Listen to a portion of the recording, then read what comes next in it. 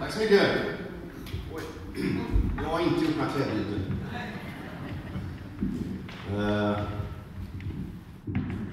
Så är det, eller? Funkar det då? Ja. Jag tänkte bara prata lite kort om hur vi kan fungera i den här mediala ordningen när det gäller att skriva om Gud. Jag jobbade på en kvällstidning, vi kan kalla den Expressen. Under flera år och skrev om italiensk fotboll bland annat. Och gjorde även poddar och tv och jag var även med i manspanelen. Det var jag, Robert Aschberg och Leif G.W. Persson som svarade på kvinnors problemfrågor om relationer och sånt där. Ja, exakt.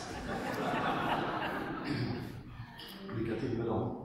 Men, och sen så började jag även skriva krönikor i huvudtidningen som det heter då. Och då ville jag skriva väldigt mycket om Gud. Som det låg väldigt och ligger med väldigt varmt av hjärtat. Och då blev cheferna alldeles förvirrade och rädda. För de är många cheferna och de är väldigt många och rädda allihop. Så de sa till mig att nej, det där vet jag inte om det är en bra idé att skriva om Gud. Så, för det har ingen gjort här sedan Ylva Eggehorn på 70-talet. Menades att det då skulle förbli på det viset. Men jag tyckte att om ingen har gjort det så är det på tiden att någon börjar göra det då. Och då så la de sina mer eller mindre halvkloka skallar upp och tänkte jag vill ge honom en chans och så låt dem skriva om Gud några gånger. Och så började jag skriva om Gud och så upptäckte de och jag också till min stora förvåning att det blev väldigt uppskattat. Och jag tror det berodde på det att jag kan skriva, vilket är en fördel om man kan skriva om i alla sammanhang. Jag är bra på att skriva, men också att det var tomt där på den ytan. Det fanns ingen kvällstidningsvärld, knappt någon annan heller, som skrev om Gud på det sättet. Och cheferna var övertygade om att ingen skulle läsa det. Om ni visste vilket förakt som cheferna på Expressen och även de andra tidningarna visar sådana som er, alltså läsarna, vanligt folk som inte bor på Kungsholmen och Södermalm, så skulle ingen av er överhuvudtaget rota efter mynt för att köpa den där laskan. Vi hinner inte gå in på hur och vad de sa, men bara lita på att det är så, för det var så. Men då började jag skriva om Gud och då upptäckte vi att det var väldigt populärt. En väldig massa människor tyckte väldigt mycket om att läsa om Gud i Expressen. Så då skrev jag om det i stort sett varje vecka under ett tag. Det blev något mycket möjligt kan man säga. Men det var det som var intressant och då mätte man det där. Och då var det just jag och så var det GW, för att GW är alltid först. Folk får inte nog av GW. Det är löpsedlar 3 gånger i veckan om GW. Bara när han gör det inte gör så i GW. Alla älskar GW. Så han var först. Sen var det faktiskt mina krönikor om Gud. Sen skrev jag om andra saker och folk brydde sig inte ett dugg. Men varje gång jag skrev om Gud så väckte det positiva reaktioner, även en del andra som jag alltid får, men väldigt mycket positiva. Och även när jag började vara tydlig i min andlighet, inte bara på det här Agneta Sjödin-aktiga sättet, du vet, att jag tror på någonting, eller jag vet det är fel på Agneta Sjödin för, men det där att man tror på någonting, om man är lite halvyoga, och man lägger stenar på magen och åker till Spanien och bara fotar lite på en tempel eller vad jag gör där. Liksom.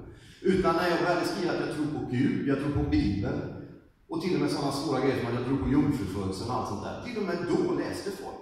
Och ändå så ringde vid tillfälle även chefen upp och sa att nu får du sluta skriva om Gud. Och då visade jag på dem och hamnade i min Björn Ranelid-läge där att man måste börja. Men vet ni inte hur populära de här krönikorna är och bla bla? Jo, vi vet det. Men du måste ändå sluta skriva om Gud. Och då kan du inte ge någon annan förklaring än denna. Sluta skriva om Gud i vår tidning. Då förstår man vilken kraft det finns i evangeliet, eller hur?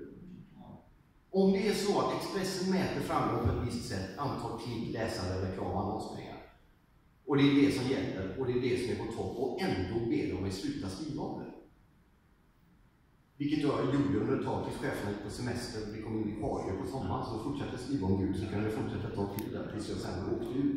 Det jag åkte ut för sen var för 3-4 år sedan, var att ta den grejen hur det fungerar i media, så att man har en sorts uppfattning om hur det går till.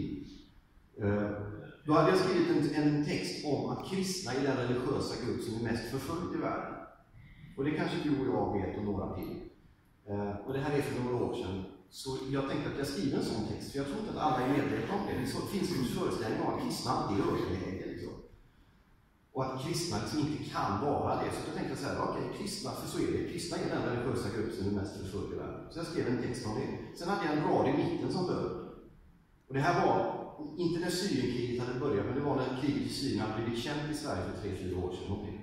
Så jag skrev i mitten, i Mellanöstern är det militanta muslimer som mördar och fördriver kristna punkt. Och vid 2010 började det ringa på telefonen. Och det vet man, när det är 08738-nummer, svara aldrig för det är Expressen som ringer.